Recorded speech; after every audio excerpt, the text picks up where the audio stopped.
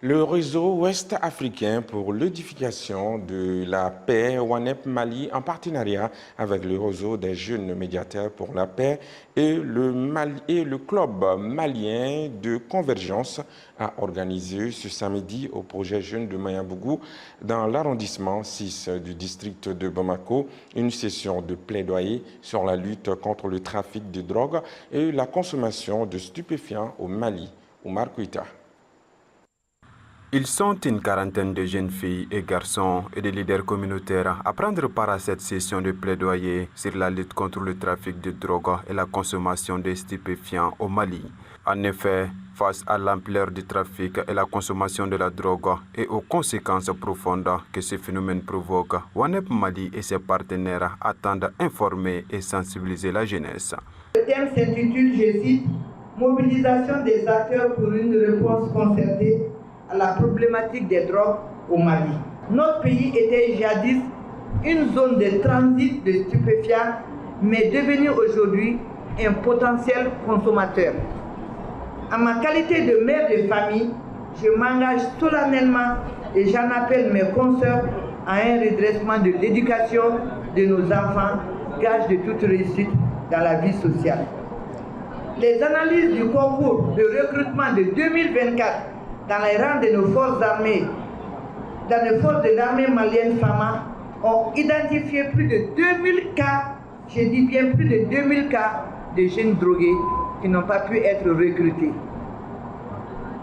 À cet effet, je lance un appel vibrant à tous et à toutes de se mobiliser contre ce problème de santé publique qu'est la drogue.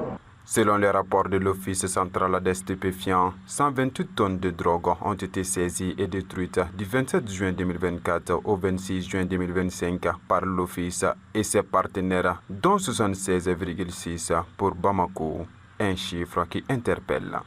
Les marchés de tabac au niveau de la commune 5.